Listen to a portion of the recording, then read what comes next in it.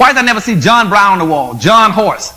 Two other whites that are very historical. Charles Sumner and Thaddeus Stevens, two of the biggest white legislators we ever had, wrote the 14th Amendment, the 13th Amendment, and the 15th Amendment, and the two civil rights laws. Where are those two whites on the wall? Those are heroes in my book. How about Gabriel Prosser, the first black had a major slave revolt? And Denmark Vesey, where is he? Where is Nat Turner? See what they do, they pick the most safest, most sanitized blacks you can get your hands on and stick them on the wall. But those people should be honored and respected. Okay?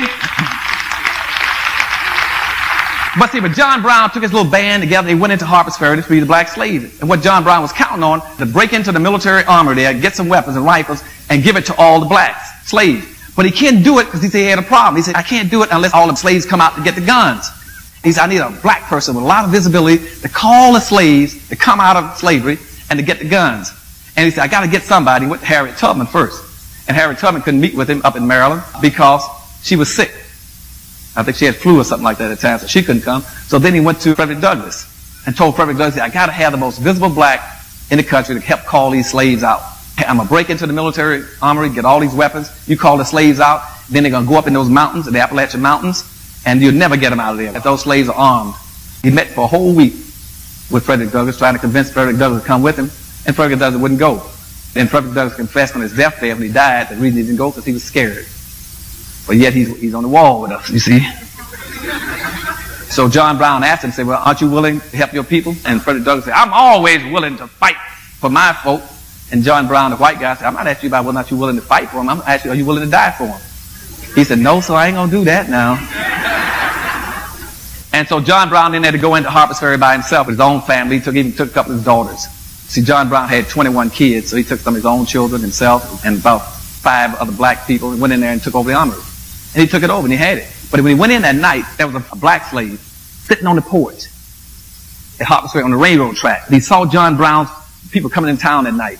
He jumped up and said, here's my chance to get meritorious manumission. He jumped up and ran out the porch and warned the town that John Brown was in town to free the slaves. As he ran across the road, John Brown and his group shot him. He staggered and ran and fell against the side of the hotel and collapsed there. And the town then put a monument where he fell, called the Hayward Shepherd Monument, saying, this is the kind of black we like. That kind of black who's willing to die to maintain a system, a way of life. Is because of that they're going to give out the Hayward Shepherd Award. For that kind of black who's already jumped off the porch and run to warn somebody or something and hadn't quite gotten there yet. He's what you call a wannabe Sambo. Or soon to be. So they give out the Hayward Shepherd certificate, and they also give out the Sambo Award. And one of the funniest things I may have mentioned it once before was that they gave out the Hayward Shepherd Award to a black police officer in one of the big urban cities. And he came up on the stage, and they talked about the award. He came up on the stage, asked him to come up and get his certificate. He goes up there and gets the certificate, and they hand it to him, you know. He says, I want y'all to know I work real hard.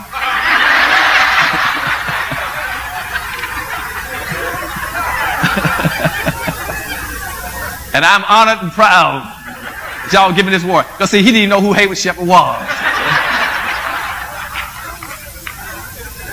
I'm going to wrap it up and close now. I know you're getting a little tired. In my world, you got to get dirty. So that's what I'm doing. I'm getting dirty. Say, what is your name, boy? Django. How'd you like the bounty hunting business? Kill white folks and they pay you for it. It's not the life. I like the way you die, boy. Gentlemen, you had my curiosity, but now you have my attention. I need 100 black covers for 100 bad men, 100 black grapes so I can... Something up with these two. They here for that girl. We gonna have us a Candyland tartan feathering in this house. Monsieur Candy. Whenever you're ready. I need 100 black coffee, black coffee, black coffee, black coffee. Oh Lord, I need 100 black coffee, black coffee. There is no one that appreciates showmanship more than Monsieur Calvin J. Candy. Look at me.